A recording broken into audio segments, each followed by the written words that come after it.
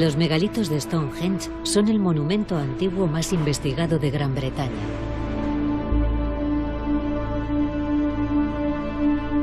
Sin embargo, tras siglos de escrutinio, excavaciones y teorías, los grandes interrogantes persisten. ¿Cuáles fueron sus orígenes? ¿Cómo evolucionaron durante miles de años? ¿Y qué fuerzas de la naturaleza y de la humanidad inspiraron a sus creadores? Un grupo de expertos aplica tecnología de vanguardia para desvelar los secretos de Stonehenge.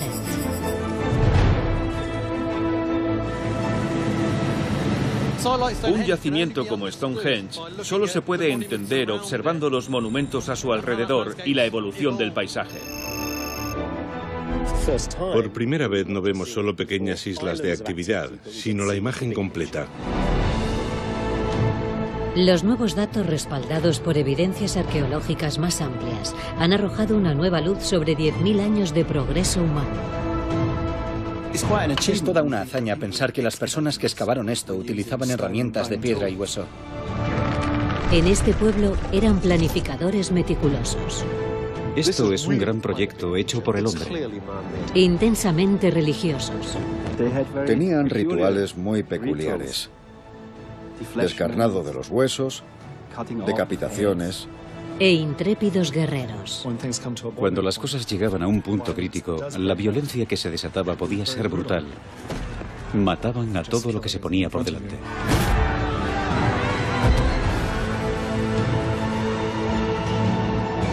En solo 5 años, la arqueología del siglo XXI ha conseguido lo que las excavaciones convencionales habrían tardado toda una vida en completar. Revelando una imagen de Stonehenge y de su pueblo sin precedentes.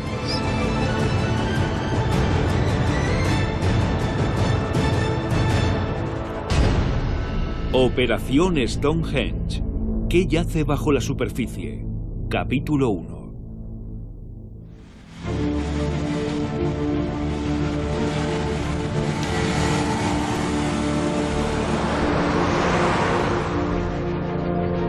Recientemente se han visto niveles intensos de actividad alrededor del yacimiento prehistórico más famoso del mundo.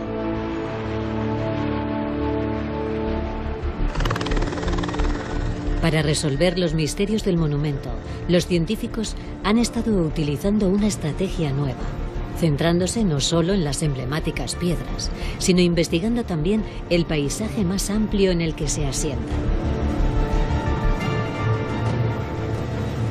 Lo que pasa con Stonehenge es que cuando lo visitas no siempre percibes la enormidad del paisaje. Solo cuando lo ves por encima o desde lejos puedes percibir de verdad cómo encaja todo junto, y eso es lo que está en el núcleo de este proyecto. Intentamos ver la imagen completa. Para entender Stonehenge tenemos que observar todo el paisaje, tanto en el espacio como a través del tiempo.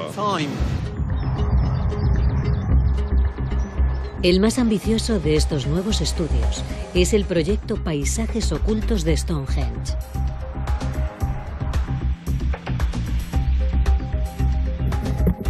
Dirigido por expertos de la Universidad de Birmingham y del Instituto Ludwig Boltzmann de Austria. Cuando la gente camina por el paisaje de Stonehenge, es consciente del entorno y de algunos de los grandes monumentos, pero no valoran miles de años de ocupación humana en este paisaje, la producción de estructuras que sencillamente no conocemos. El proyecto está utilizando tecnología de sensores remotos para tratar de mapearlo, para descubrirlo y visualizarlo por primera vez. Con tecnología de sensores remotos de vanguardia, el equipo ha mapeado todas las estructuras, tanto las visibles como las invisibles, a través de 10 kilómetros cuadrados del yacimiento sagrado. Podemos hacer una excavación virtual de este paisaje y ver qué hay oculto bajo la superficie. Con instrumentos como este podemos obtener una imagen con una resolución de décimas de centímetro. Eso es algo totalmente nuevo.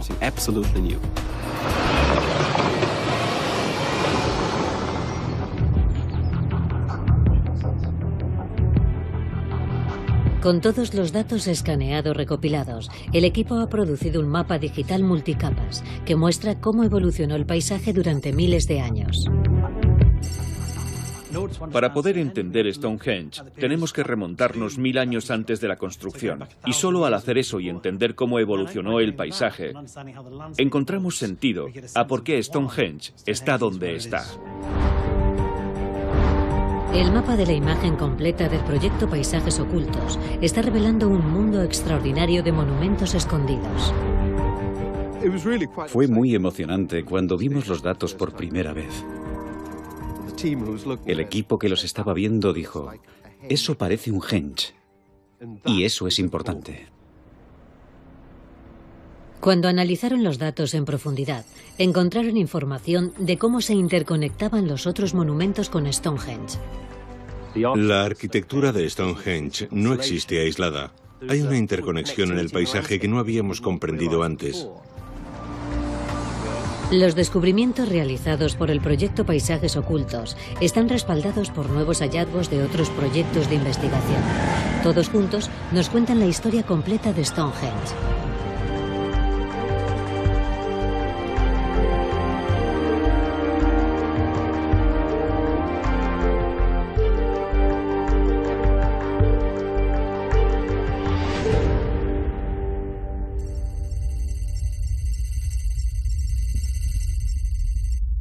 Los primeros signos de actividad humana en la zona de Stonehenge se remontan a 10.000 años atrás, a un periodo conocido como el Mesolítico. Alrededor de ese periodo se erigieron 3 grandes columnas tipo tótem a 250 metros de donde se alza ahora Stonehenge.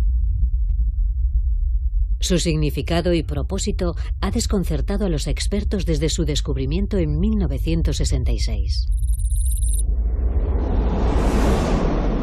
Recientemente, en un yacimiento a solo 2 kilómetros al sureste, los arqueólogos han desenterrado los primeros restos de seres humanos que vivieron en el mismo periodo. Es un hallazgo que podría por fin responder al interrogante de por qué Stonehenge está situado justo aquí. Esta es una sección de una de las trincheras más interesantes excavadas en la historia moderna. Y en efecto contiene toda la historia moderna. Tenemos aquí todo un perfil del suelo que capta el periodo más moderno. Esta capa de caliza es de 1960, perteneciente a la carretera que va a Stonehenge. Debajo de ella tenemos una plataforma empedrada que es posmedieval. Tenemos tierra acumulada aquí. Pero es la parte más baja, la verdaderamente interesante y fascinante. Está sellada por una superficie empedrada, casi con seguridad colocada por el hombre en algún momento de la prehistoria. Y es magnífica, porque cubre 14 centímetros de arqueología mesolítica intacta. Está llena de objetos de sílex y huesos mesolíticos.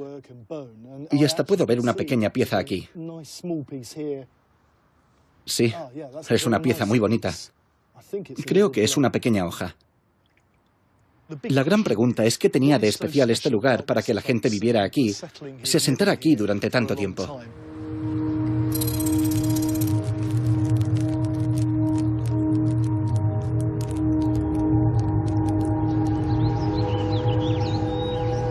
La rica variedad de artefactos excavados en el yacimiento son indicios impresionantes de lo que impulsó a este antiguo pueblo a acampar aquí. Esto es solo una muestra de los asombrosos hallazgos que tenemos de este yacimiento. Tenemos herramientas que parecen ser domésticas. Este tipo de objeto es probable que se utilizara para hacer agujeros en las pieles de los animales. También hemos encontrado herramientas mucho mayores. Esta es una magnífica hacha tallada. Estos objetos son los pors del Mesolítico, sílex de primera calidad usado para hacer botes y talar árboles. Aunque no todos son herramientas de sílex. Hay unos 700 huesos de animales, y son muy grandes. Estos son de uro euroasiático.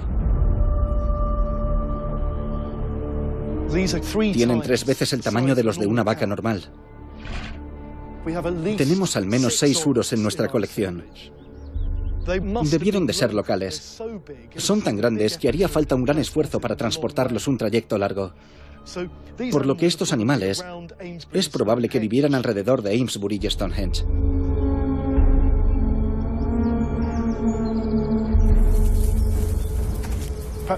Tal vez las personas que vivían aquí, alrededor de donde estamos ahora, vieran a estos animales moverse por el territorio y pudieran cazarlos.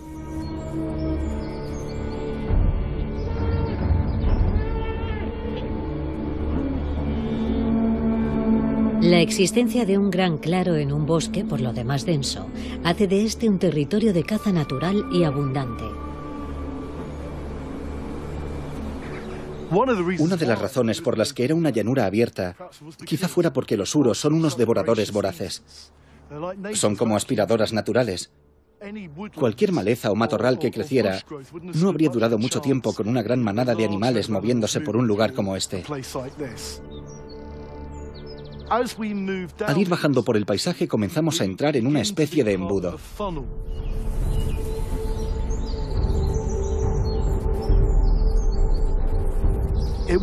Este sería un lugar magnífico para que los cazadores-recolectores se ocultaran y observaran los movimientos de estos enormes animales.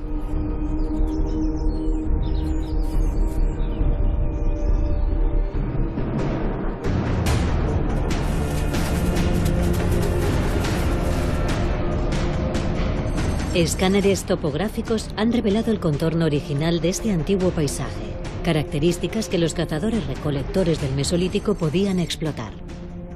Donde la ladera de este valle es más empinada, es más probable que se congregaran todos los animales. Luego vendría el pánico y saldrían huyendo.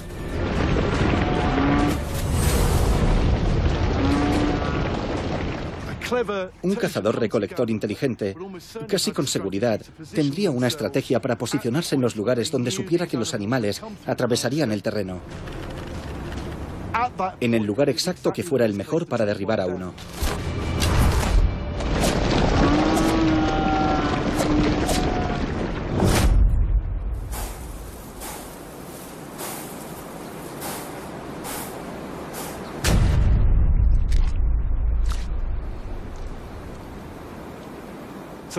Por eso hemos empezado a considerar que este terreno, que es como una cuenca que contiene una serie de pequeñas lomas y valles laterales, pudo muy bien haber sido un lugar magnífico para cazar.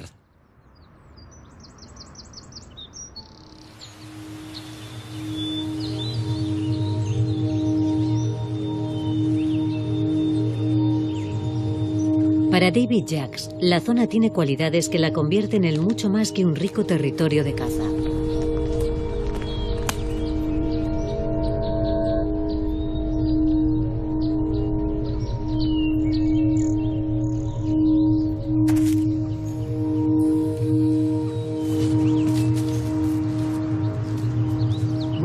Este es un lugar extraordinario.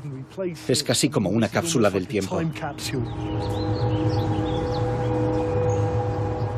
Ha habido muy pocos cambios en el paisaje desde el Mesolítico, y eso es algo extraordinario.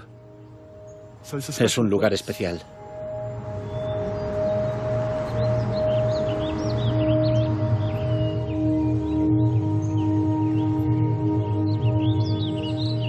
El inesperado descubrimiento de un fenómeno natural muy poco frecuente podría además explicar el inicio de la reputación mística de Stonehenge. Algo muy interesante de este lugar es que parece que no todo era una cuestión práctica. Hemos notado un fenómeno muy extraño en el sílex. Aquí ocurre una reacción química. El sílex se vuelve marrón porque hay restos de hierro en el agua del manantial.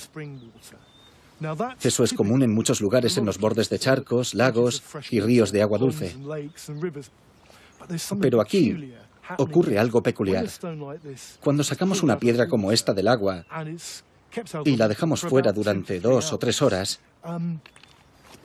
ocurre algo extraordinario. Se vuelve de un color rosa magenta muy brillante, casi violento. El extraordinario cambio lo producen unas algas insólitas en el manantial.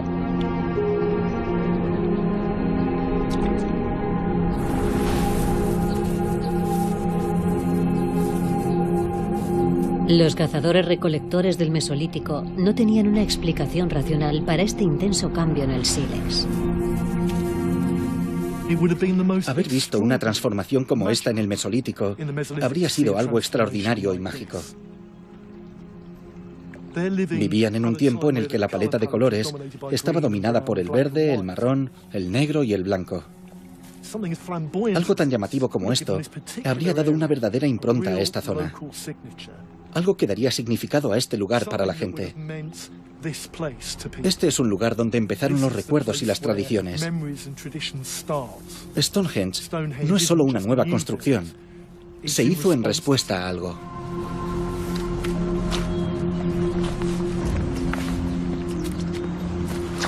El mágico sílex rosa y el abundante suministro de carne podrían haber inspirado a los cazadores-recolectores a marcar esta zona con postes totémicos. Un acto que Jacques cree que podría haber sido el principio del estatus místico del paisaje de Stonehenge.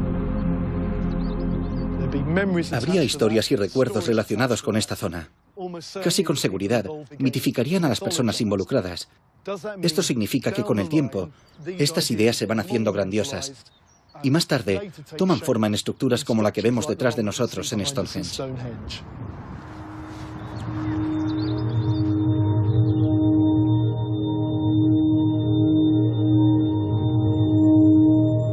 Las pruebas del campamento mesolítico, combinadas con los misteriosos postes, establecen un emocionante punto de partida para la historia de Stonehenge. Hace unos 8.200 años, el cambio climático tuvo un impacto dramático en el destino del paisaje de Stonehenge. Mientras la última edad de hielo se descongelaba con rapidez, la subida de las aguas del deshielo sepultaron el territorio conocido como Doggerland, y Gran Bretaña se convirtió en una isla. Aislada de la influencia continental, la vida en la Gran Bretaña mesolítica cambió poco. Durante los siguientes 2000 años, no apareció ningún monumento nuevo en la zona de Stonehenge. Un indicio de la reanudación de la construcción de monumentos se encontró en un campo a 2 kilómetros al este de Stonehenge. Estas enigmáticas líneas son las débiles huellas de un monumento antiguo. Al ser investigadas por el escáner de alta resolución del proyecto Paisajes Ocultos, se reveló su verdadero significado.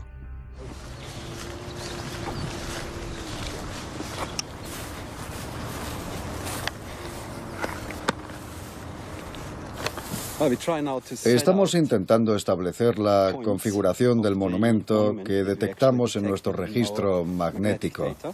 De acuerdo. Vamos a empezar. El profesor Wolfgang Neubauer e Eamon Baldwin marcan el hallazgo.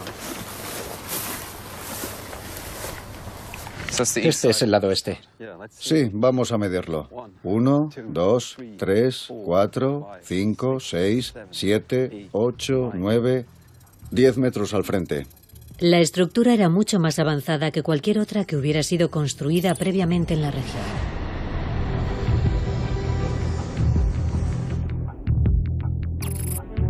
Basándose en descubrimientos similares en la Europa continental, el profesor Neubauer la identificó con una tumba comunitaria, conocida como un túmulo alargado. 33 metros es la longitud normal de un túmulo alargado continental. Estas construcciones son enormes y que hayamos encontrado esto en esta zona es algo asombroso.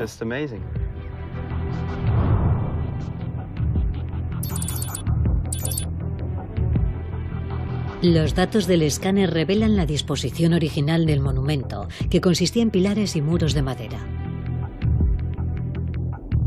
La presencia de túmulos alargados marca un cambio importante en la vida cultural de este mundo antiguo.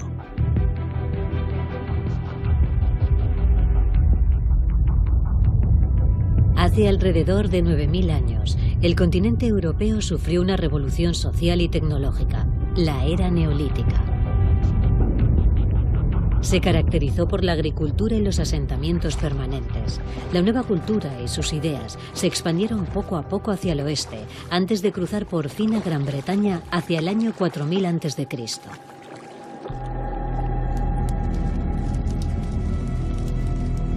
Junto al desarrollo de la agricultura, el Neolítico anunció el surgimiento de los enterramientos en túmulos alargados, como el que ha expuesto al completo el proyecto Paisajes Ocultos.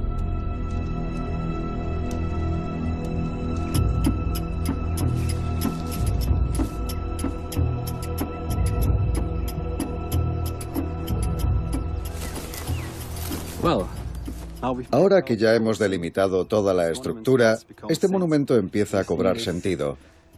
Se ve esta explanada con una empalizada.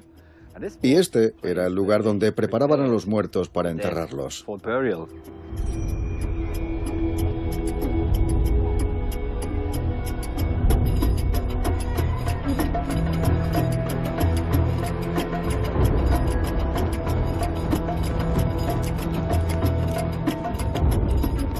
Los huesos hallados en los túmulos alargados excavados nos hablan de las nuevas prácticas funerarias que la llegada del Neolítico trajo consigo. Tenían rituales de enterramiento muy peculiares. Descarnado de los huesos, decapitaciones. Las cabezas se trataban de un modo muy distinto al de otras partes del cuerpo. Preparaban los huesos para colocarlos en esta tumba grande, que era la tumba para toda la comunidad.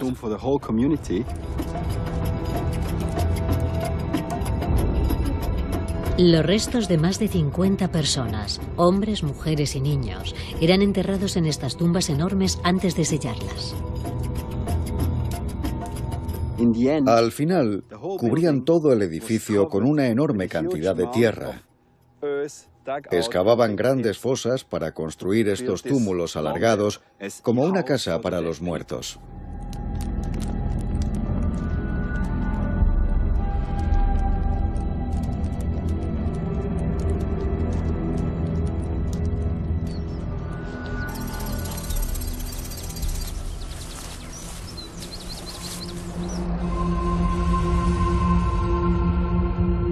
Tras añadir al mapa otros túmulos alargados cercanos, este es el aspecto que tenía la zona hace 6.000 años.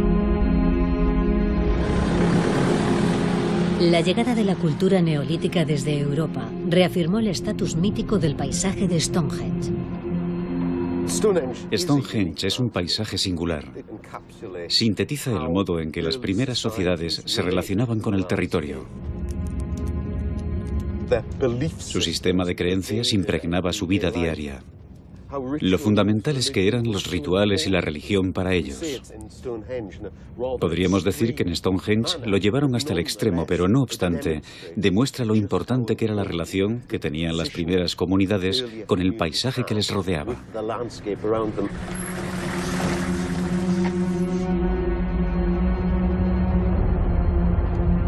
Además de los túmulos alargados, otra estructura típica del Neolítico, conocida como recinto de fosos, apareció por primera vez en la zona de Stonehenge hace 5.600 años. 4,5 kilómetros al noroeste, pequeñas cicatrices en la pradera indicaban su forma original. Esto es Robin Hood's Ball. Desde aquí se ve de manera fantástica. Este es uno de los primeros monumentos neolíticos construidos en este paisaje.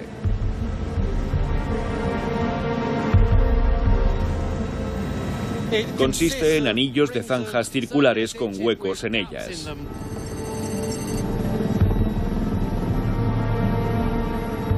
Estos huecos son los fosos, de ahí el nombre de recinto de fosos.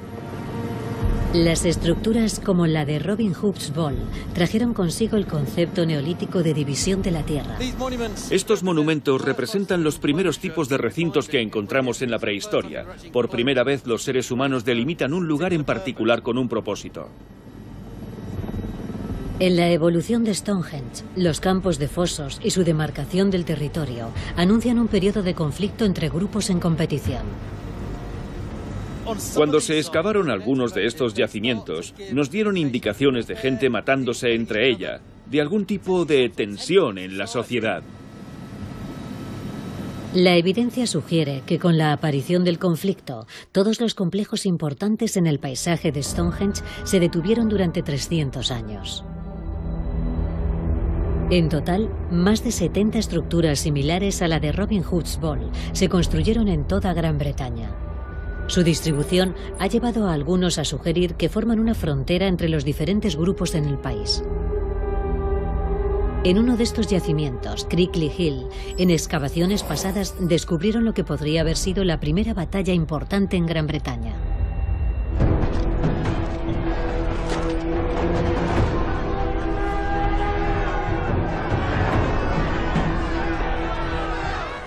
Crickley Hill nos ofrece una imagen totalmente nueva de la magnitud de la violencia en la Gran Bretaña prehistórica. Es la primera vez que vemos pruebas de una guerra entre distintas comunidades, o incluso entre grupos dentro de las comunidades, a una escala diferente por completo de lo que ocurría antes. Da la sensación de que fue un acontecimiento planificado. Es posible que los preparativos se realizaran con meses de antelación, y hubo mucho compromiso en esta acción. Los defensores serían hombres, mujeres y niños. Los agresores, sin embargo, es probable que fueran sobre todo hombres adultos. Los estudios de las guerras tribales nos dan alguna idea de por qué clanes vecinos luchaban entre sí. Podría haber una percepción de una serie de injusticias que se acumulaban durante generaciones. Y cuando las cosas llegaban a un punto crítico, la violencia desatada podía llegar a exterminar a una comunidad vecina. Así podrían apoderarse de sus recursos, quedarse con sus tierras, su ganado e incluso sus mujeres. 400 puntas de flecha de sílex encontradas en Crickley Hill revelan cómo se desarrolló el conflicto.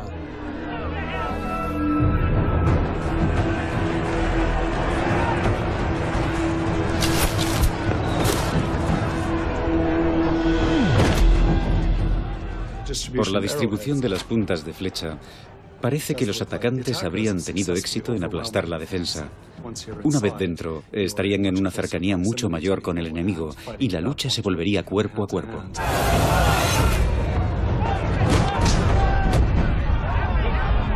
Crickley Hill fue solo uno de varios enfrentamientos violentos en el sur de Gran Bretaña.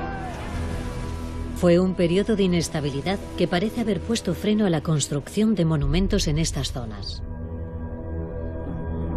Los cráneos hallados en las excavaciones de este periodo proporcionan un indicio del salvajismo de la lucha.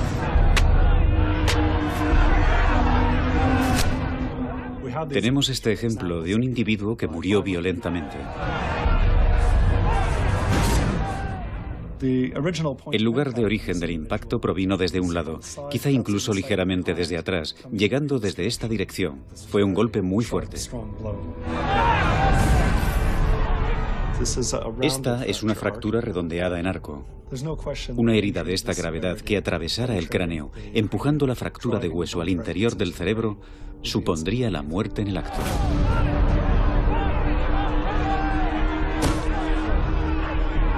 Las investigaciones demuestran que nadie escapó a la masacre. Este es el cráneo de una mujer adulta. En las sociedades neolíticas es posible que las mujeres no fueran espectadoras inocentes. Podrían haberse implicado en el conflicto y luchado también. No sabrían quiénes estaban armados. No hay uniformes para decir quién es un combatiente y quién no lo es. Y en este caso, tenemos el hueso que está ligeramente deprimido, lo que indica que tiene un grado de elasticidad típico del hueso cuando aún está tierno. En otras palabras, esta fue una herida mortal.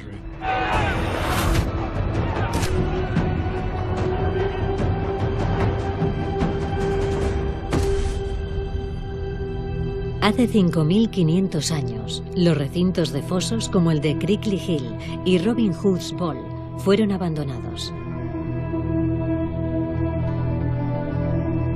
Su decadencia señaló el fin de una gran escalada de hostilidades en la antigua Gran Bretaña. En la relativa paz que siguió, la construcción de monumentos en el paisaje de Stonehenge comenzó una vez más con la excavación de enormes fosas ovales, la mayor de las cuales es el Gran Cursus.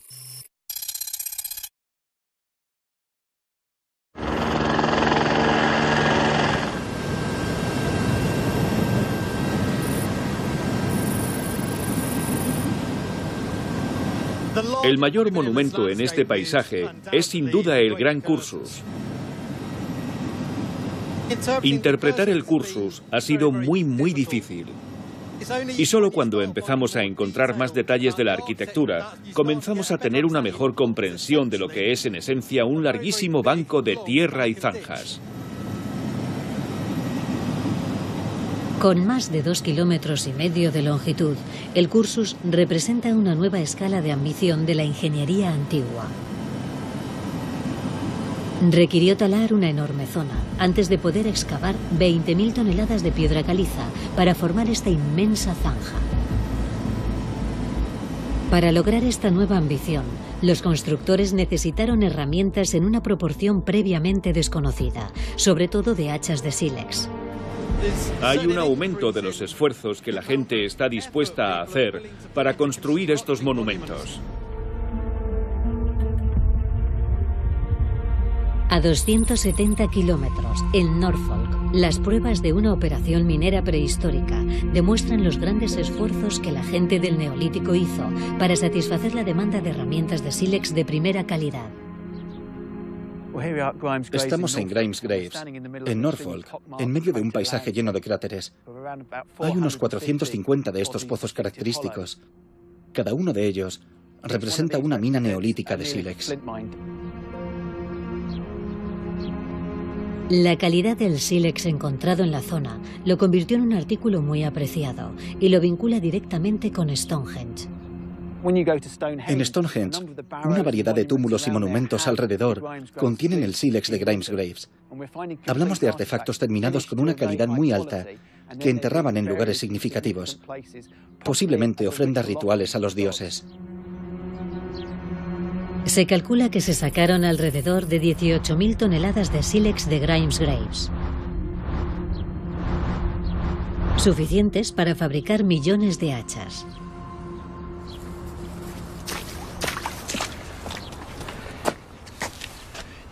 Se obtiene una sensación real de la actividad minera viendo este campo. Pero para hacerse una idea de la proeza de ingeniería, es necesario bajar a uno de los pozos. Este en particular fue excavado en el siglo XIX, por lo que tenemos la oportunidad de bajar y experimentar el mismo tipo de medio ambiente que experimentaron los mineros neolíticos.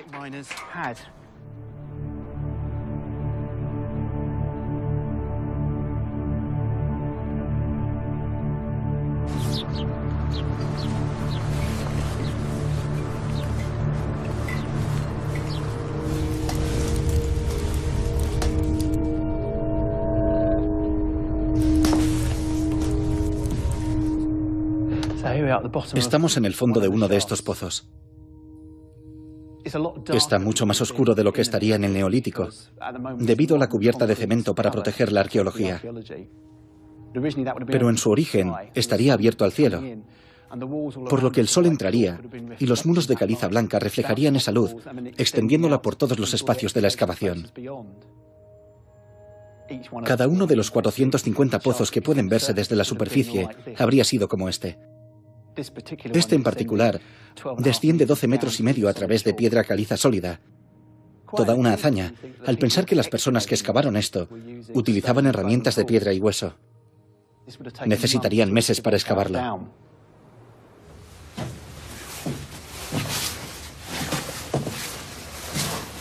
Una vez que los mineros alcanzaban el suelo de pedernal, excavaban galerías horizontales siguiendo las ricas vetas. Las galerías son muy pequeñas, por lo que creo que algunos de los miembros más jóvenes de la sociedad serían los encargados del proceso de extracción.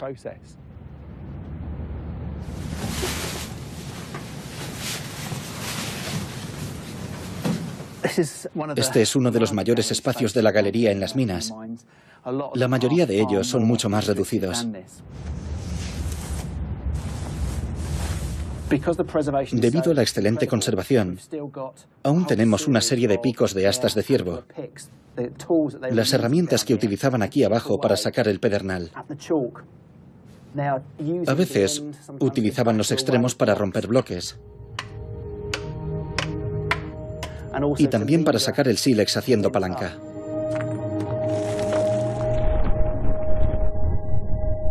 El pedernal de gran calidad encontrado en estas profundidades motivó a los mineros prehistóricos.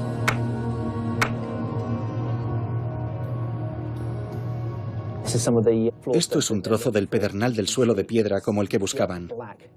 Es de color negro, se fractura fácilmente y es afilado como una cuchilla. Russell también cree que las minas cumplían un importante papel ritualista.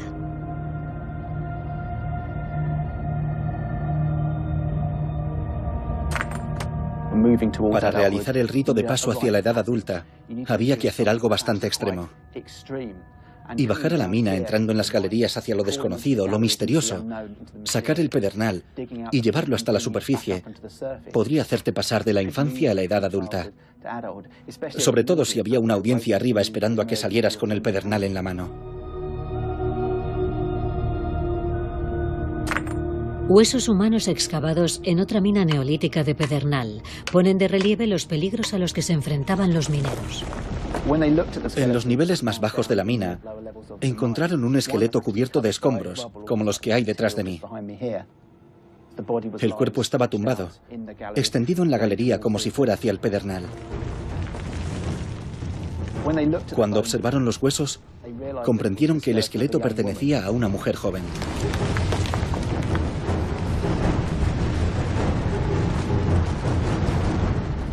Esta mujer sería una joven minera que tuvo un final desgraciado y prematuro en las galerías.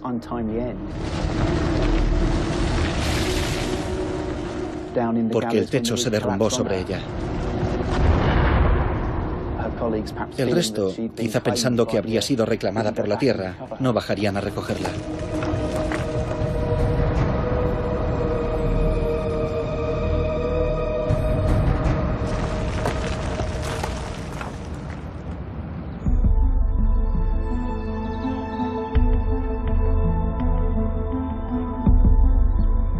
El impresionante tamaño del complejo minero de Grimes Graves revela unas personas capaces de planificar y ejecutar proyectos a gran escala.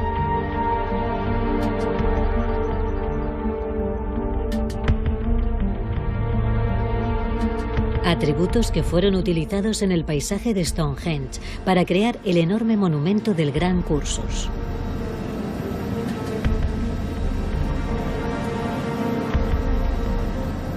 Pero mientras que la función de las minas está demostrada, el papel del Cursus sigue siendo un misterio.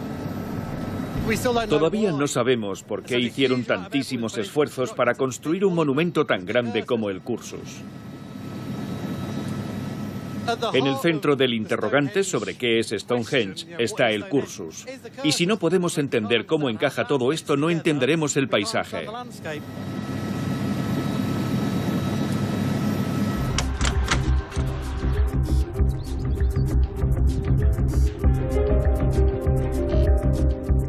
Para resolver el enigma del Cursus, el proyecto Paisajes Ocultos concentró la investigación en cada centímetro del enorme monumento.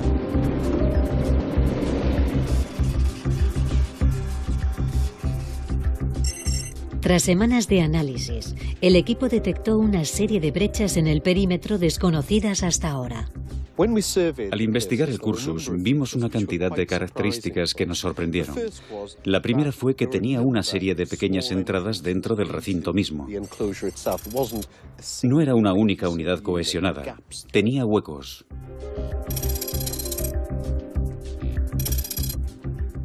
No era un espacio cerrado, había vías para entrar y salir.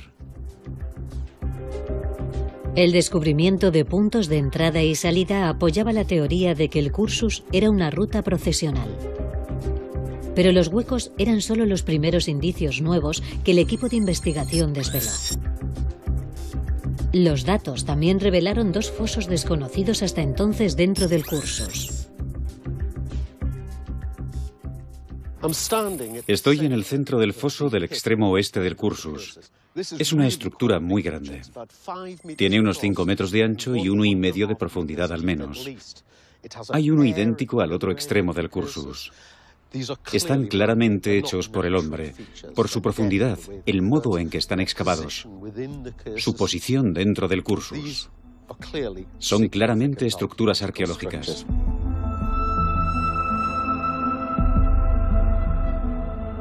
Cuando se hicieron modelos por ordenador de la posición de los fosos en contraste con el movimiento del Sol, quedó clara su verdadera importancia.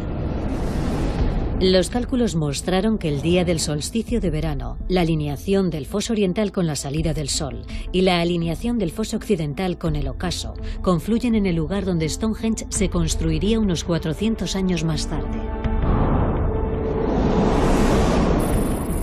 Un alineamiento solar exacto de esta magnitud proporcionó pruebas de la celebración durante todo un día de una ceremonia que festejaba el paso del Sol en el solsticio de verano.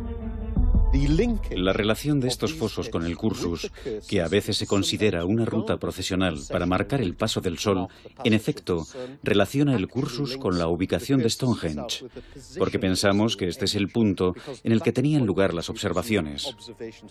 Por lo que en el momento en que se construyó el cursus, Stonehenge también adquirió relevancia.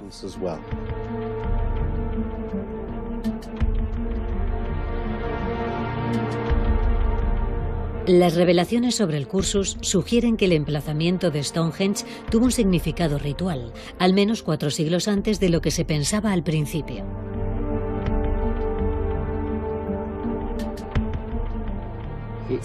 Es posible que los fosos sean anteriores a Stonehenge y se relacionaran con la fase de actividad solar, antes de que Stonehenge fuera construido asociado al cursus. Esto crea un aspecto nuevo y emocionante en el paisaje de Stonehenge que no hemos reconocido antes.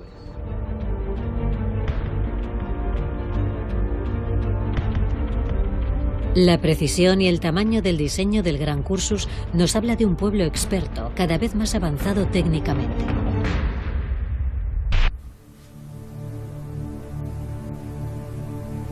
Pero la sofisticación de la cultura neolítica no solo se expresaba en la construcción de monumentos.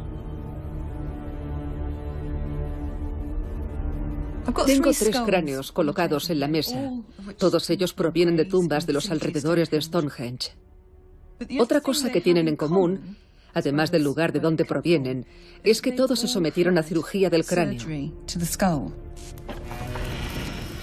La idea de que realizaran intervenciones quirúrgicas en tiempos tan antiguos nos parece increíblemente sofisticada y en muchos aspectos lo es. La razón para someterse a una cirugía de este tipo era porque alguien tuviera un traumatismo por un golpe contundente en el cráneo. Verían que había algún tipo de daño en el cráneo. Habría trozos de hueso punzando el cerebro y había que extirparlos, de lo contrario matarían al individuo. La técnica conocida como trepanación seguía métodos similares a los usados en la cirugía moderna, pero sin el lujo de bisturís y anestésicos. Es probable que la peor parte fuese el corte de la capa de piel.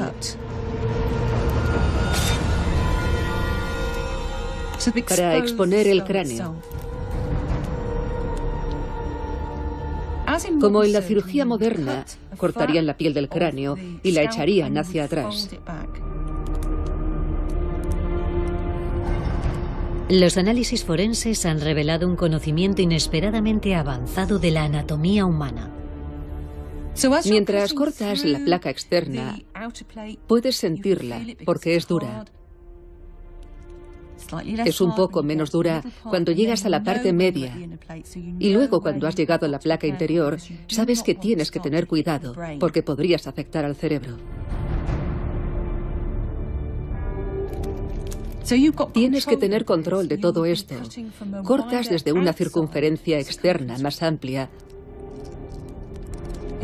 con mucho cuidado, en ángulo oblicuo, mientras cortas en círculo. Luego cambias la dirección y cortas desde el otro lado. Y cuando llegas al punto en cuestión, sacas con mucha delicadeza las esquirlas de hueso que no deben estar ahí.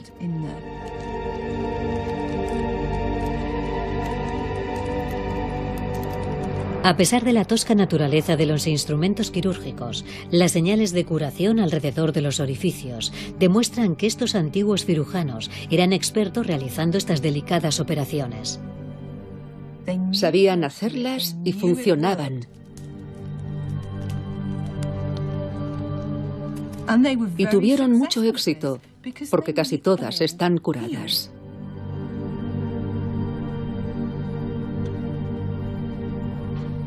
Las evidencias de cirugías, la minería industrial del sílex y la nueva comprensión del cursus han revelado un pueblo con planificación y razonamiento complejos, que expresaban sus creencias espirituales con monumentos que registraban un alineamiento solar preciso.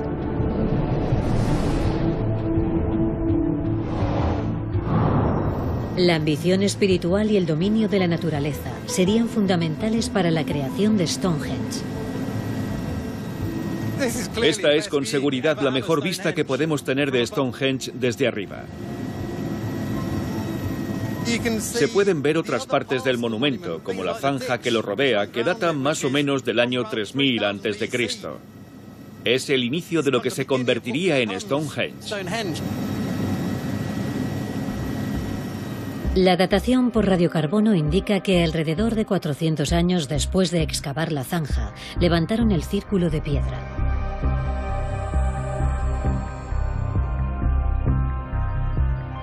Pero mientras que los expertos tienen una buena idea del orden en el que fue construido Stonehenge, el aislamiento del monumento nunca ha sido explicado por completo.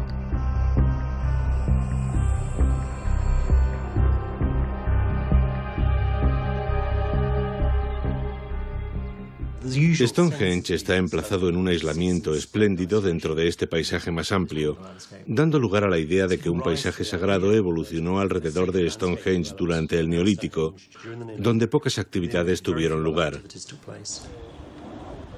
El trabajo que estamos haciendo aborda el paisaje de un modo diferente.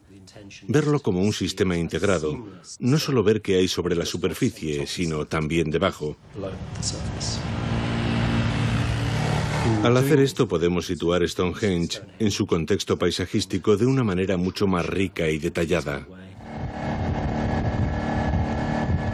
La perspectiva de descubrir monumentos perdidos en el espacio vacío alrededor de los círculos de piedra era uno de los objetivos fundamentales del proyecto Paisajes Ocultos.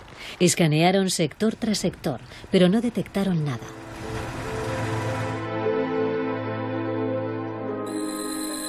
Por fin, a menos de 1 kilómetro al noroeste, los arqueólogos captaron señales de algo inesperado.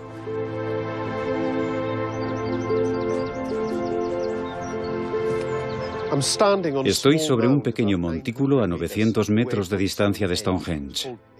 Se llama Amesbury 50. Lo conocemos hace mucho tiempo. Es uno de los varios cientos de montículos en las inmediaciones de Stonehenge. Pero el proyecto Paisajes Ocultos ha utilizado nuevas tecnologías que proporcionan nuevas percepciones del interior del montículo y de las estructuras que yacen debajo. El equipo de alta resolución detectó muchos más detalles ocultos bajo el montículo. Fue un momento muy emocionante cuando vimos los datos por primera vez. Lo primero que vimos fueron las zanjas alrededor del montículo, pero solo después de 1 minuto empezamos a comprender que en el interior de las zanjas había toda una serie de grandes fosos o agujeros de postes, algo totalmente inesperado.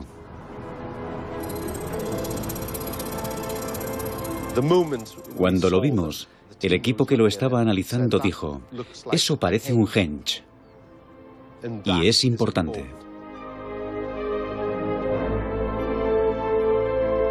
Los monumentos henge, como el que localizaron en esta prospección, consisten en una zanja y un banco de tierra. Lo que hizo tan emocionante el descubrimiento de este henge fue su emplazamiento.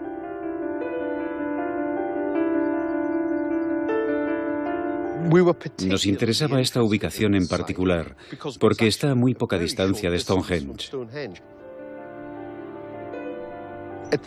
En el momento en que estábamos haciendo este trabajo, había una presunción de que la zona alrededor de Stonehenge estaba reservada para el monumento mismo y que pudo haber poca actividad. Por primera vez, tenemos pruebas de que existieron otros monumentos dentro de la zona sagrada, próxima a Stonehenge. Continuaron escaneando y comenzaron a aparecer más estructuras. Al comenzar a expandir la prospección, los ojos se vuelven más afinados ante las cosas ligeramente extrañas. Empiezas a explorar los monumentos que ves intentando encontrar algo insólito y frecuentemente lo encuentras. Cuantos más datos acumulaba el proyecto Paisajes Ocultos, el número de monumentos identificados aumentó de manera espectacular. Al comenzar la prospección de una zona mucho mayor del paisaje alrededor de Stonehenge, empezamos a ver cierta cantidad de otros monumentos similares del Neolítico tardío desconocidos hasta ahora. Este monumento, Amesbury 41, hacia el nordeste de Stonehenge, durante mucho tiempo se creyó que había sido un sencillo monumento de enterramiento de la Edad de Bronce temprana, pero ahora vemos que era algo totalmente distinto. Es un recinto alargado con lados ligeramente angulares y una entrada que apunta hacia el oeste. En la misma imagen podemos ver un mini santuario, un monumento pequeño con forma de henge muy cerca de Stonehenge. Hacia el nordeste están estas disposiciones de fosos en forma de herradura, donde se reunía la gente para realizar rituales y ceremonias. En un estudio aparte, arqueólogos del patrimonio inglés reexaminaron antiguos datos obtenidos a 200 metros de distancia del círculo de piedra. Ellos también vieron lo que parecía ser otro monumento henge. Encontramos unos 20 monumentos ceremoniales del Neolítico tardío dentro del paisaje más amplio alrededor de Stonehenge. El descubrimiento de tantos santuarios en zonas que una vez se creyeron desiertas demuestra más allá de toda duda que Stonehenge no estaba solo y nunca lo había estado. En lugar de ver Stonehenge alzándose de manera singular en la llanura, ahora empezamos a ver que hay una serie de monumentos similares. Pueden haber sido santuarios, el equivalente de una capilla rural moderna que las familias, los grupos, visitaban en ciertas fechas. Empieza a darnos una perspectiva de cómo se utilizó el paisaje más amplio en la época en que Stonehenge estaba evolucionando hasta llegar a ser el monumento que vemos hoy. Como muchos de los santuarios ceremoniales localizados por el proyecto Paisajes Ocultos, Stonehenge también inició su vida siendo una zanja y un banco de tierra. Para transformarlo en el monumento emblemático que vemos hoy, se requirió de gigantescos menhires.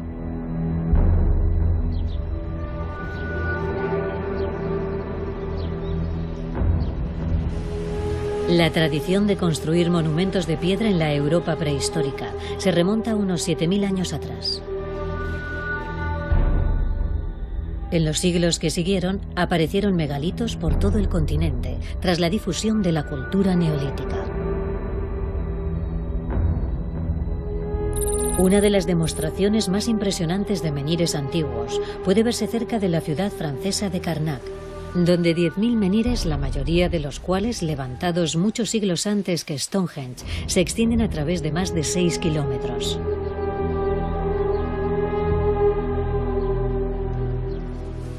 El peso medio de las piedras está entre 2 y 4 toneladas. Los bloques mayores como este pueden alcanzar las 20 toneladas.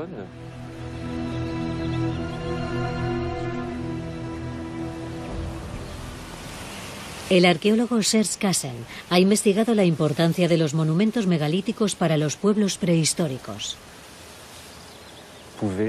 Conmemoraban la tumba de un ancestro con un menhir. También los utilizaban para demostrar el cambio de estatus de una persona y su habilidad para movilizar una gran fuerza de trabajo en el movimiento de las piedras. Las piedras podían ser usadas para proteger el futuro de una persona. Por ejemplo, se utilizaban para ofrecer protección a los campos de cultivo.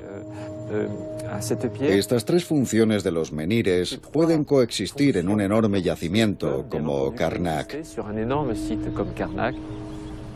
Y es este uso simbólico de los menhires lo que caracteriza la era neolítica hace unos 6000 años.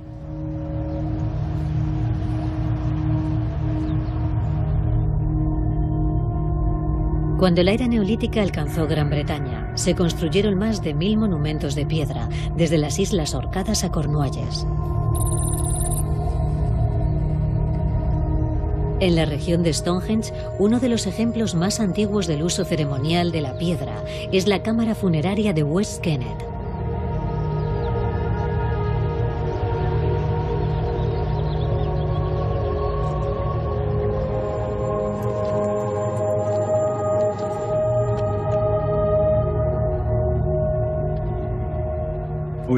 Vemos una multitud de cambios que acompañaron el paso de cazadores-recolectores del Mesolítico a agricultores en el Neolítico. Y eso implicó proyectos de edificios comunales como Stonehenge. Pero antes hubo proyectos como el de West Kennet. Estas enormes piedras las trajeron desde cierta distancia. Eran lugares de enterramiento muy importantes que unían a la comunidad.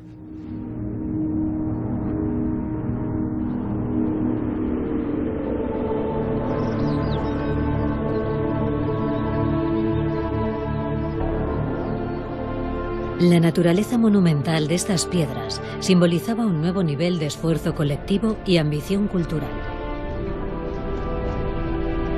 Una ambición que se desarrollaría hasta la expresión definitiva de la habilidad constructora prehistórica, Stonehenge.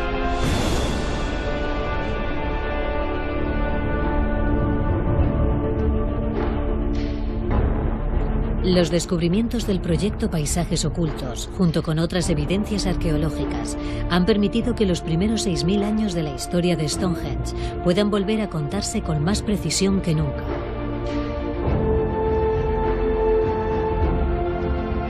Han cartografiado la evolución de la zona desde sus orígenes como territorio de caza místico, hasta convertirse en un lugar sagrado de una magnitud sin precedentes. Se revela una civilización en rápido desarrollo, motivada para explotar la riqueza natural y espiritual de la región, con creciente sofisticación. Ahora ya puede contarse el siguiente capítulo de la historia de Stonehenge, las ideas, la ambición y la habilidad tecnológica que crearon Stonehenge, un monumento único en el mundo antiguo.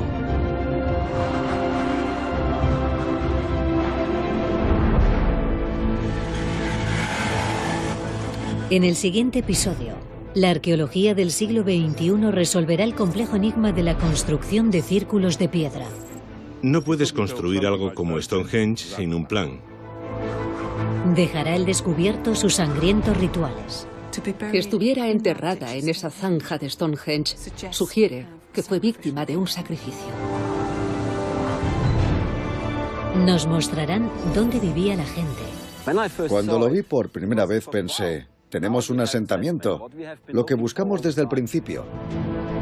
La extraordinaria artesanía de la Edad de Oro de Stonehenge, y nos revelarán la fascinante verdad del aspecto del monumento en su apogeo.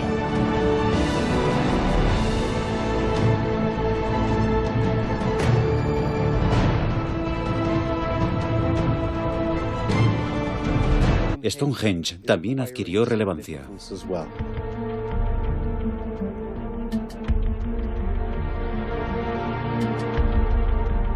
Las revelaciones sobre el cursus sugieren que el emplazamiento de Stonehenge tuvo un significado ritual, al menos 4 siglos antes de lo que se pensaba al principio.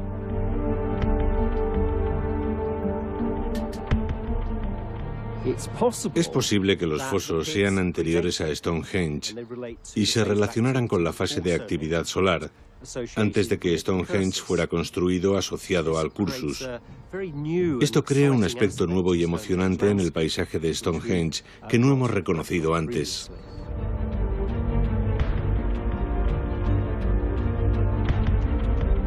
La precisión y el tamaño del diseño del Gran Cursus nos habla de un pueblo experto, cada vez más avanzado técnicamente.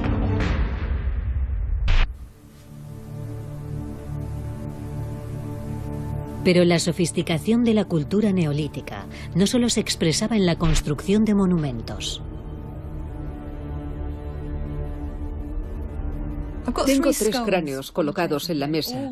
Todos ellos provienen de tumbas de los alrededores de Stonehenge. Otra cosa que tienen en común, además del lugar de donde provienen, es que todos se sometieron a cirugía del cráneo. La idea de que realizaran intervenciones quirúrgicas en tiempos tan antiguos nos parece increíblemente sofisticada y en muchos aspectos lo es. La razón para someterse a una cirugía de este tipo era porque alguien tuviera un traumatismo por un golpe contundente en el cráneo. Verían que había algún tipo de daño en el cráneo. Habría trozos de hueso punzando el cerebro y había que extirparlos. De lo contrario, matarían al individuo. La técnica conocida como trepanación seguía métodos similares a los usados en la cirugía moderna, pero sin el lujo de bisturís y anestésicos. Es probable que la peor parte fuese el corte de la capa de piel.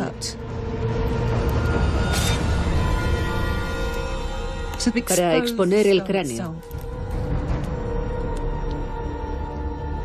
Como en la cirugía moderna, cortarían la piel del cráneo y la echarían hacia atrás. Los análisis forenses han revelado un conocimiento inesperadamente avanzado de la anatomía humana. Mientras cortas la placa externa, puedes sentirla porque es dura. Es un poco menos dura cuando llegas a la parte media. Y luego, cuando has llegado a la placa interior, sabes que tienes que visión de la Tierra. Estos monumentos representan los primeros tipos de recintos que encontramos en la prehistoria. Por primera vez, los seres humanos delimitan un lugar en particular con un propósito.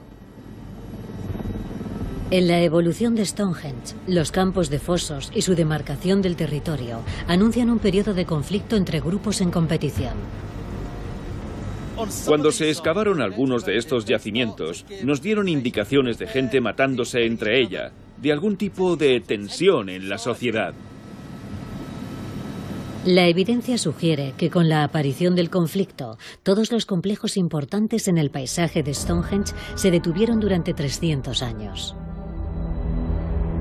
En total, más de 70 estructuras similares a la de Robin Hood's Ball se construyeron en toda Gran Bretaña. Su distribución ha llevado a algunos a sugerir que forman una frontera entre los diferentes grupos en el país. En uno de estos yacimientos, Crickley Hill, en excavaciones pasadas descubrieron lo que podría haber sido la primera batalla importante en Gran Bretaña.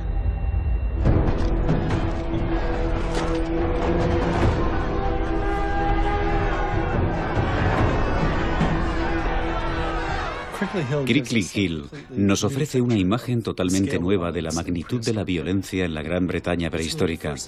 Es la primera vez que vemos pruebas de una guerra entre distintas comunidades, o incluso entre grupos dentro de las comunidades, a una escala diferente por completo de lo que ocurría antes. Da la sensación de que fue un acontecimiento planificado. Es posible que los preparativos se realizaran con meses de antelación, y hubo mucho compromiso en esta acción. Los defensores serían hombres, mujeres y niños. Los agresores, sin embargo, es probable que fueran sobre todo hombres adultos. Los estudios de las guerras tribales nos dan alguna idea de por qué clanes vecinos luchaban entre sí. Podría haber una percepción de una serie de injusticias que se acumulaban durante generaciones. Y cuando las cosas llegaban a un punto crítico, la violencia desatada podía llegar a exterminar a una comunidad vecina. Así podrían apoderarse de sus recursos, quedarse con sus tierras, su ganado e incluso sus mujeres. 400 puntas de flecha de sílex encontradas en Crickley Hill revelan cómo se desarrolló el conflicto.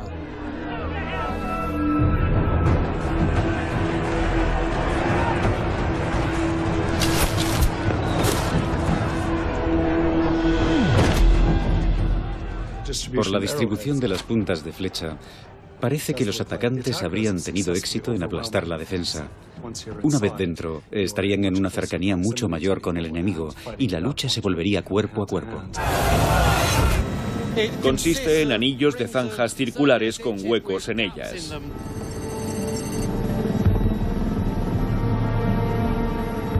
Estos huecos son los fosos, de ahí el nombre de recinto de fosos. Las estructuras como la de Robin Hood's Ball trajeron consigo el concepto neolítico de división de la tierra. Estos monumentos representan los primeros tipos de recintos que encontramos en la prehistoria. Por primera vez los seres humanos delimitan un lugar en particular con un propósito. En la evolución de Stonehenge, los campos de fosos y su demarcación del territorio anuncian un periodo de conflicto entre grupos en competición. Cuando se excavaron algunos de estos yacimientos, nos dieron indicaciones de gente matándose entre ella, de algún tipo de tensión en la sociedad. La evidencia sugiere que con la aparición del conflicto, todos los complejos importantes en el paisaje de Stonehenge se detuvieron durante 300 años.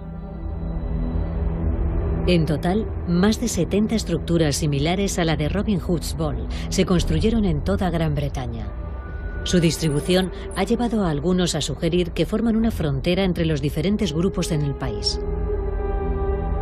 En uno de estos yacimientos, Crickley Hill, en excavaciones pasadas descubrieron lo que podría haber sido la primera batalla importante en Gran Bretaña.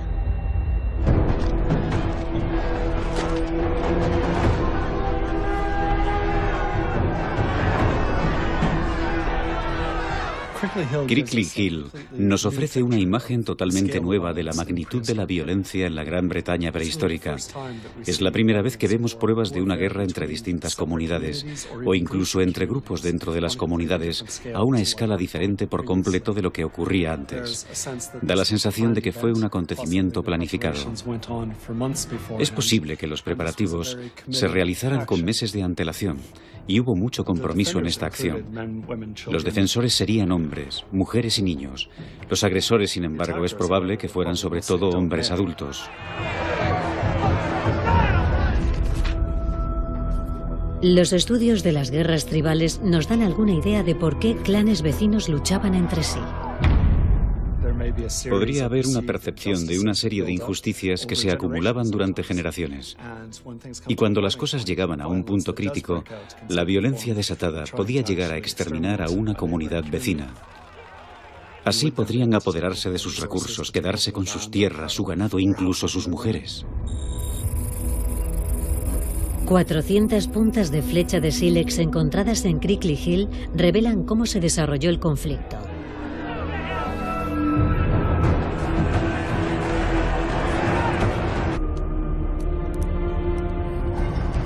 Los análisis forenses han revelado un conocimiento inesperadamente avanzado de la anatomía humana. Mientras cortas la placa externa, puedes sentirla porque es dura. Es un poco menos dura cuando llegas a la parte media. Y luego, cuando has llegado a la placa interior, sabes que tienes que tener cuidado porque podrías afectar al cerebro. Tienes que tener control de todo esto.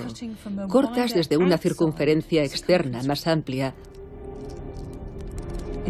con mucho cuidado, en ángulo oblicuo, mientras cortas en círculo. Luego cambias la dirección y cortas desde el otro lado. Y cuando llegas al punto en cuestión, sacas con mucha delicadeza las esquirlas de hueso que no deben estar ahí.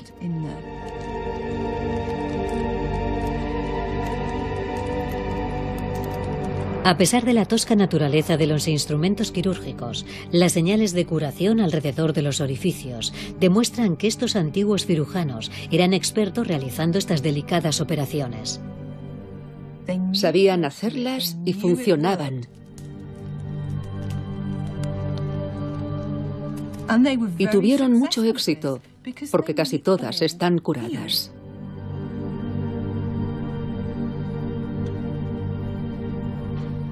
Las evidencias de cirugías, la minería industrial del sílex y la nueva comprensión del cursus han revelado un pueblo con planificación y razonamiento complejos, que expresaban sus creencias espirituales con monumentos que registraban un alineamiento solar preciso.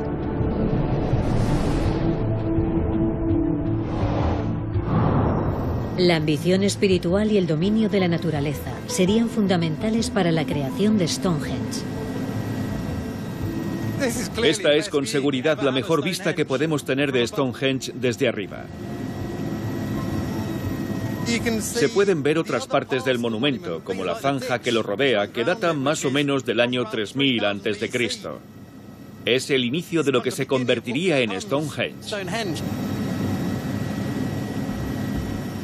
La datación por radiocarbono indica que alrededor de 400 años después de excavar la zanja, levantaron el círculo de piedra.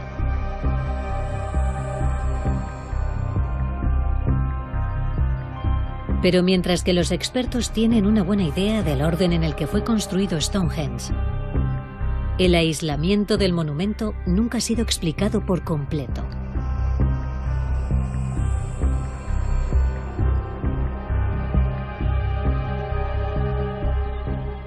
Por lo que creo que algunos de los miembros más jóvenes de la sociedad serían los encargados del proceso de extracción.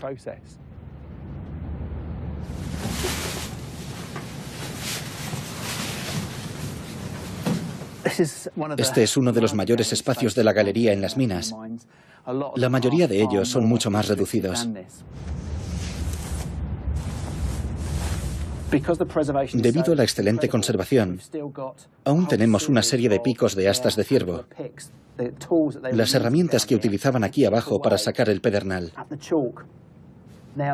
A veces utilizaban los extremos para romper bloques y también para sacar el sílex haciendo palanca.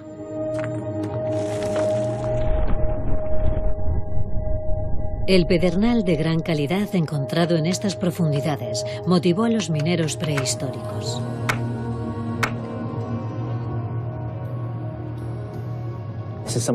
Esto es un trozo del pedernal del suelo de piedra como el que buscaban. Es de color negro, se fractura fácilmente y es afilado como una cuchilla. Russell también cree que las minas cumplían un importante papel ritualista.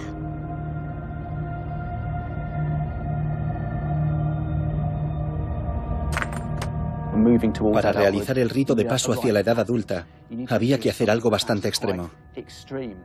Y bajar a la mina entrando en las galerías hacia lo desconocido, lo misterioso, sacar el pedernal y llevarlo hasta la superficie, podría hacerte pasar de la infancia a la edad adulta.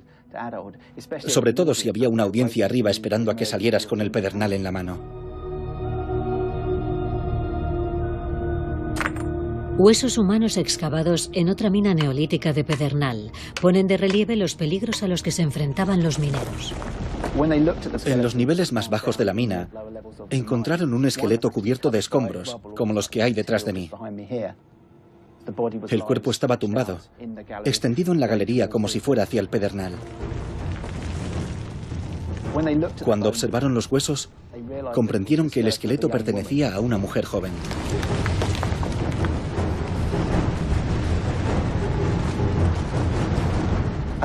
Esta mujer sería una joven minera que tuvo un final desgraciado y prematuro en las galerías.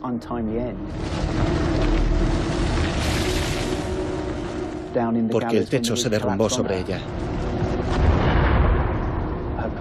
El resto, quizá pensando que habría sido reclamada por la tierra, no bajarían a recogerla.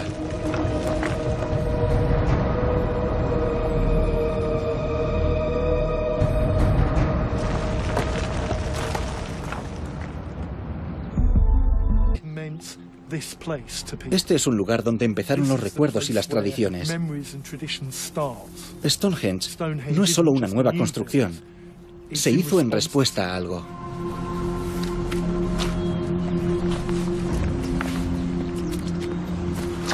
El mágico sílex rosa y el abundante suministro de carne podrían haber inspirado a los cazadores-recolectores a marcar esta zona con postes totémicos. Un acto que Jacques cree que podría haber sido el principio del estatus místico del paisaje de Stonehenge. Habría historias y recuerdos relacionados con esta zona. Casi con seguridad, mitificarían a las personas involucradas. Esto significa que con el tiempo, estas ideas se van haciendo grandiosas. Y más tarde, toman forma en estructuras como la que vemos detrás de nosotros en Stonehenge.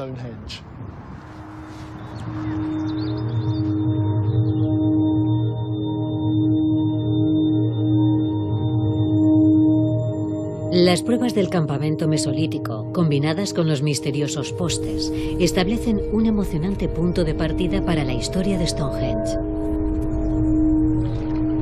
Hace unos 8.200 años, el cambio climático tuvo un impacto dramático en el destino del paisaje de Stonehenge. Mientras la última edad de hielo se descongelaba con rapidez, la subida de las aguas del deshielo sepultaron el territorio conocido como Doggerland, y Gran Bretaña se convirtió en una isla. Aislada de la influencia continental, la vida en la Gran Bretaña mesolítica cambió poco. Durante los siguientes 2000 años, no apareció ningún monumento nuevo en la zona de Stonehenge. Un indicio de la reanudación de la construcción de monumentos se encontró en un campo a 2 kilómetros al este de Stonehenge. Estas enigmáticas líneas son las débiles huellas de un monumento antiguo. Al ser investigadas por el escáner de alta resolución del proyecto Paisajes Ocultos, se reveló su verdadero significado.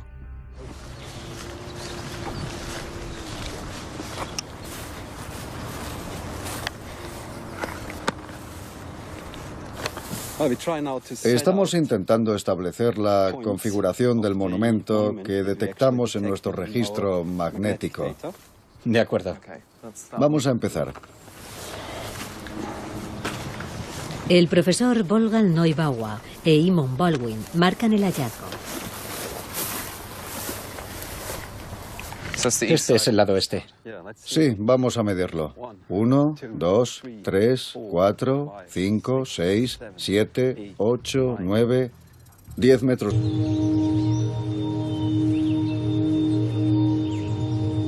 Para David Jacks, la zona tiene cualidades que la convierten en mucho más que un rico territorio de caza.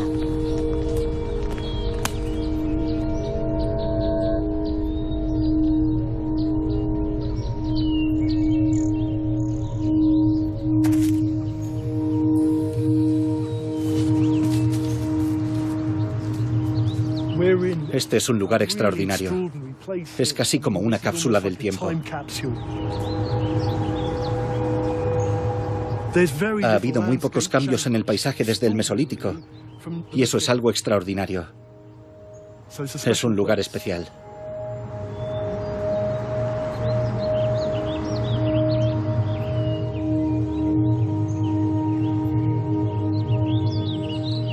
El inesperado descubrimiento de un fenómeno natural muy poco frecuente podría además explicar el inicio de la reputación mística de Stonehenge. Algo muy interesante de este lugar es que parece que no todo era una cuestión práctica. Hemos notado un fenómeno muy extraño en el sílex. Aquí ocurre una reacción química. El sílex se vuelve marrón porque hay restos de hierro en el agua del manantial. Eso es común en muchos lugares en los bordes de charcos, lagos y ríos de agua dulce. Pero aquí ocurre algo peculiar. Cuando sacamos una piedra como esta del agua y la dejamos fuera durante 2 o 3 horas, ocurre algo extraordinario. Se vuelve de un color rosa magenta muy brillante, casi violento. El extraordinario cambio lo producen unas algas insólitas en el manantial.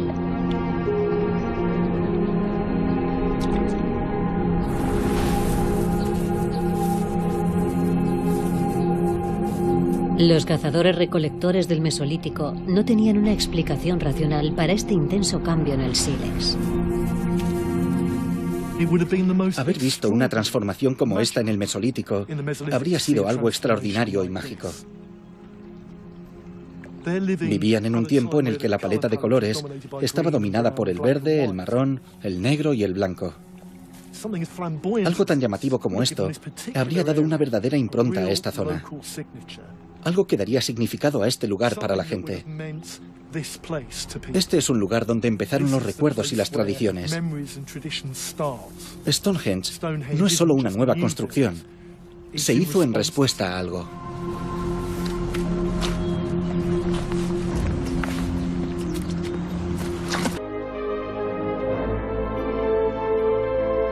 Los monumentos Henge, como el que localizaron en esta prospección, consisten en una zanja y un banco de tierra.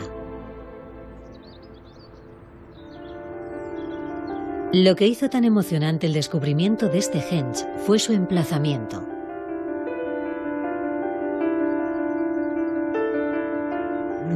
Nos interesaba esta ubicación en particular, porque está a muy poca distancia de Stonehenge. En el momento en que estábamos haciendo este trabajo, había una presunción de que la zona alrededor de Stonehenge estaba reservada para el monumento mismo y que pudo haber poca actividad. Por primera vez, tenemos pruebas de que existieron otros monumentos dentro de la zona sagrada, próxima a Stonehenge. Continuaron escaneando y comenzaron a aparecer más estructuras. Al comenzar a expandir la prospección, los ojos se vuelven más afinados ante las cosas ligeramente extrañas. Empiezas a explorar los monumentos que ves intentando encontrar algo insólito y frecuentemente lo encuentras. Cuantos más datos acumulaba el proyecto Paisajes Ocultos, el número de monumentos identificados aumentó de manera espectacular. Al comenzar la prospección de una zona mucho mayor del paisaje alrededor de Stonehenge, empezamos a ver cierta cantidad de otros monumentos similares del Neolítico tardío desconocidos hasta ahora. Este monumento, Amesbury 41, hacia el nordeste de Stonehenge, durante mucho tiempo se creyó que había sido un sencillo monumento de enterramiento de la Edad de Bronce temprana, pero ahora vemos que era algo totalmente distinto. Es un recinto alargado con lados ligeramente angulares y una entrada que apunta hacia el oeste. En la misma imagen podemos ver un mini santuario, un monumento pequeño con forma de henge muy cerca de Stonehenge. Hacia el nordeste están estas disposiciones de fosos en forma de herradura, donde se reunía la gente para realizar rituales y ceremonias. En un estudio aparte, arqueólogos del patrimonio inglés reexaminaron antiguos datos obtenidos a 200 metros de distancia del círculo de piedra. Ellos también vieron lo que parecía ser otro monumento henge. Encontramos unos 20 monumentos ceremoniales del Neolítico tardío dentro del paisaje más amplio alrededor de Stonehenge. El descubrimiento de tantos santuarios en zonas que una vez se creyeron desiertas demuestra más allá de toda duda que Stonehenge no estaba solo y nunca lo había estado. En lugar de ver Stonehenge alzándose de manera singular en la llanura, ahora empezamos a ver que hay una serie de monumentos similares.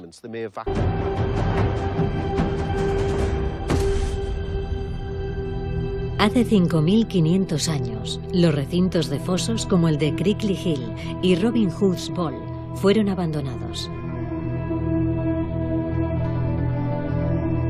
Su decadencia señaló el fin de una gran escalada de hostilidades en la antigua Gran Bretaña. En la relativa paz que siguió, la construcción de monumentos en el paisaje de Stonehenge comenzó una vez más con la excavación de enormes fosas ovales, la mayor de las cuales es el Gran Cursus.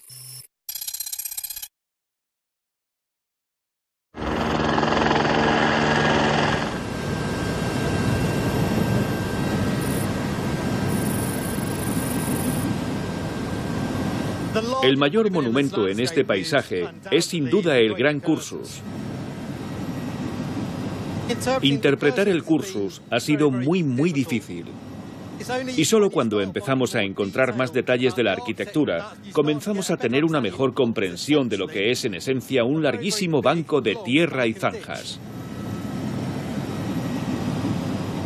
Con más de 2,5 kilómetros de longitud, el Cursus representa una nueva escala de ambición de la ingeniería antigua. Requirió talar una enorme zona antes de poder excavar 20.000 toneladas de piedra caliza para formar esta inmensa zanja. Para lograr esta nueva ambición, los constructores necesitaron herramientas en una proporción previamente desconocida, sobre todo de hachas de sílex. Hay un aumento de los esfuerzos que la gente está dispuesta a hacer para construir estos monumentos. A 270 kilómetros, en Norfolk, las pruebas de una operación minera prehistórica demuestran los grandes esfuerzos que la gente del Neolítico hizo para satisfacer la demanda de herramientas de sílex de primera calidad. Estamos en Grimes Graves, en Norfolk, en medio de un paisaje lleno de cráteres. Hay unos 450 de estos pozos característicos. Cada uno de ellos representa una mina neolítica de sílex. La calidad del sílex encontrado en la zona lo convirtió en un artículo muy apreciado y lo vincula directamente con Stonehenge. En Stonehenge, una variedad de túmulos y monumentos alrededor contienen el sílex de Grimes Graves. Hablamos de artefactos terminados con una calidad muy alta que enterraban en lugares significativos, posiblemente ofrendas rituales a los dioses. Se calcula que se sacaron alrededor de 18.000 toneladas de sílex de Grimes Graves. Una de las demostraciones más impresionantes de menhires antiguos puede verse cerca de la ciudad francesa de Carnac, donde 10.000 menhires, la mayoría de los cuales levantados muchos siglos antes que Stonehenge, se extienden a través de más de 6 kilómetros.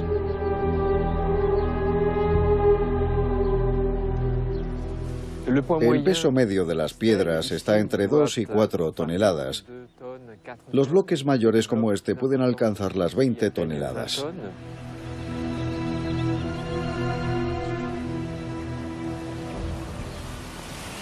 El arqueólogo Serge Cassen ha investigado la importancia de los monumentos megalíticos para los pueblos prehistóricos.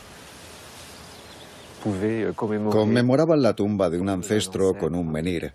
También los utilizaban para demostrar el cambio de estatus de una persona y su habilidad para movilizar una gran fuerza de trabajo en el movimiento de las piedras.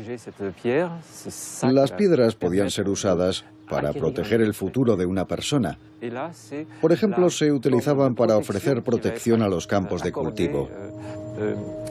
Estas tres funciones de los menhires pueden coexistir en un enorme yacimiento como Carnac.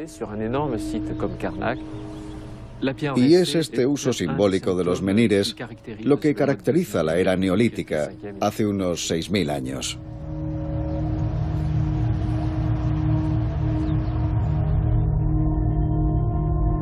Cuando la era neolítica alcanzó Gran Bretaña, se construyeron más de 1.000 monumentos de piedra, desde las Islas Orcadas a Cornualles. En la región de Stonehenge, uno de los ejemplos más antiguos del uso ceremonial de la piedra es la cámara funeraria de West Kennet.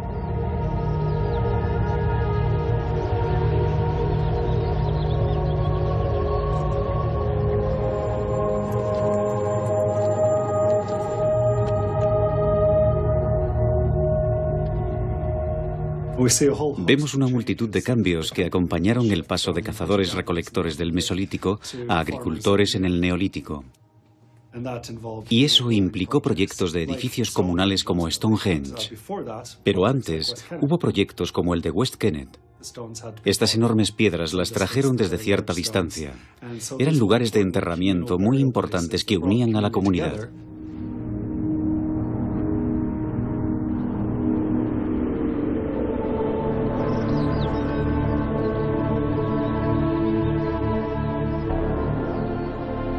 La naturaleza monumental de estas piedras simbolizaba un nuevo nivel de esfuerzo colectivo y ambición cultural. Una ambición que se desarrollaría hasta la expresión de revelado un conocimiento inesperadamente avanzado de la anatomía humana. Mientras cortas la placa externa, puedes sentirla porque es dura. Es un poco menos dura cuando llegas a la parte media. Y luego, cuando has llegado a la placa interior, sabes que tienes que tener cuidado porque podrías afectar al cerebro. Tienes que tener control de todo esto. Cortas desde una circunferencia externa más amplia, con mucho cuidado, en ángulo oblicuo, mientras cortas en círculo. Luego cambias la dirección y cortas desde el otro lado. Y cuando llegas al punto en cuestión, sacas con mucha delicadeza las esquirlas de hueso que no deben estar ahí.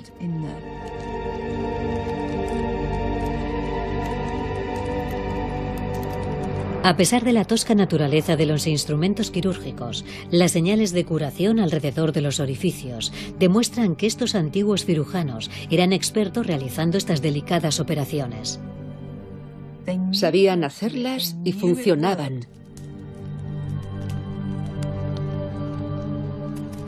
Y tuvieron mucho éxito, porque casi todas están curadas.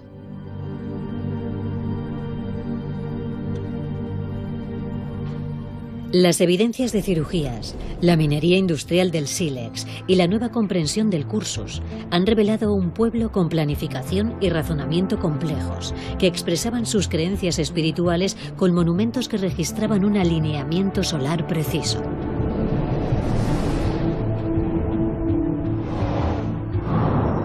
La ambición espiritual y el dominio de la naturaleza serían fundamentales para la creación de Stonehenge. Esta es con seguridad la mejor vista que podemos tener de Stonehenge desde arriba. Se pueden ver otras partes del monumento, como la zanja que lo rodea, que data más o menos del año 3000 a.C. Es el inicio de lo que se convertiría en Stonehenge. La datación por radiocarbono indica que alrededor de 400 años después de excavar la zanja, levantaron el círculo de piedra.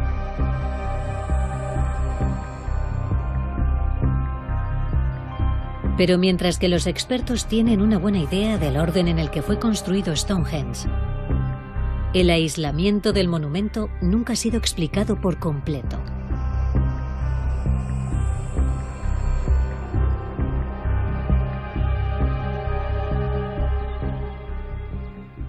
Stonehenge está emplazado en un aislamiento espléndido dentro de este país. Aparecieron megalitos por todo el continente tras la difusión de la cultura neolítica.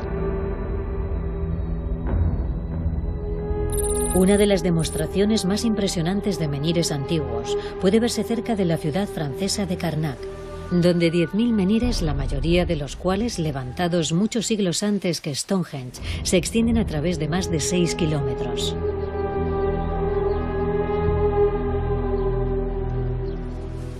El peso medio de las piedras está entre 2 y 4 toneladas. Los bloques mayores como este pueden alcanzar las 20 toneladas.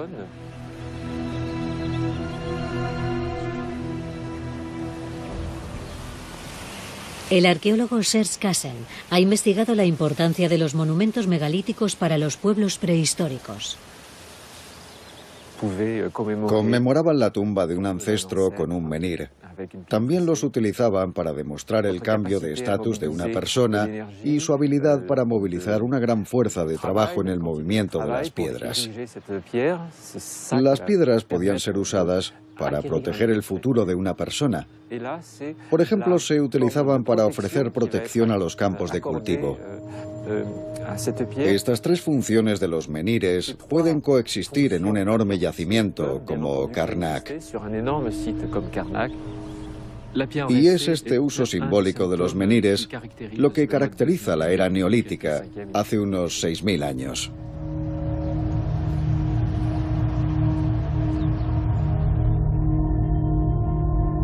Cuando la era neolítica alcanzó Gran Bretaña, se construyeron más de 1000 monumentos de piedra, desde las Islas Orcadas a Cornualles.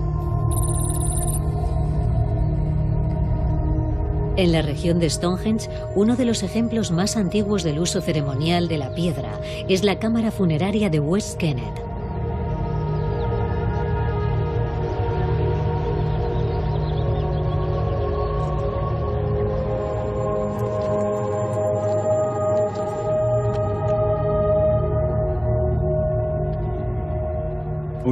Vemos una multitud de cambios que acompañaron el paso de cazadores-recolectores del Mesolítico a agricultores en el Neolítico. Y eso implicó proyectos de edificios comunales como Stonehenge. Pero antes hubo proyectos como el de West Kennet. Estas enormes piedras las trajeron desde cierta distancia. Eran lugares de enterramiento muy importantes que unían a la comunidad.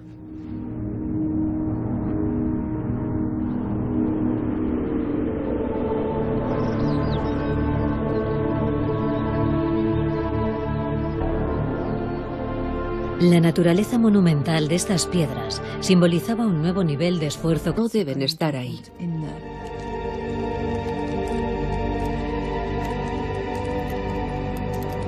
A pesar de la tosca naturaleza de los instrumentos quirúrgicos, las señales de curación alrededor de los orificios demuestran que estos antiguos cirujanos eran expertos realizando estas delicadas operaciones.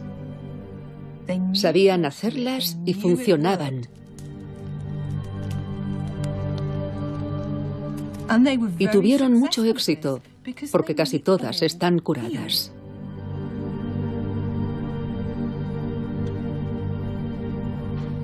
Las evidencias de cirugías, la minería industrial del sílex y la nueva comprensión del cursus han revelado un pueblo con planificación y razonamiento complejos, que expresaban sus creencias espirituales con monumentos que registraban un alineamiento solar preciso.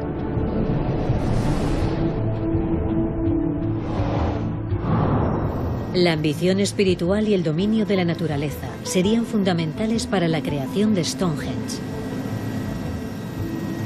Esta es con seguridad la mejor vista que podemos tener de Stonehenge desde arriba. Se pueden ver otras partes del monumento, como la zanja que lo rodea, que data más o menos del año 3000 a.C. Es el inicio de lo que se convertiría en Stonehenge. La datación por radiocarbono indica que alrededor de 400 años después de excavar la zanja, levantaron el círculo de piedra.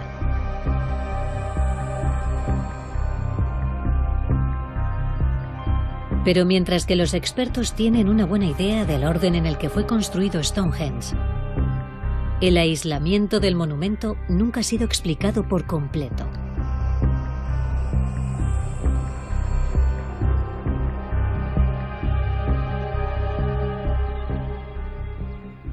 Stonehenge está emplazado en un aislamiento espléndido dentro de este paisaje más amplio, dando lugar a la idea de que un paisaje sagrado evolucionó alrededor de Stonehenge durante el Neolítico, donde pocas actividades tuvieron lugar.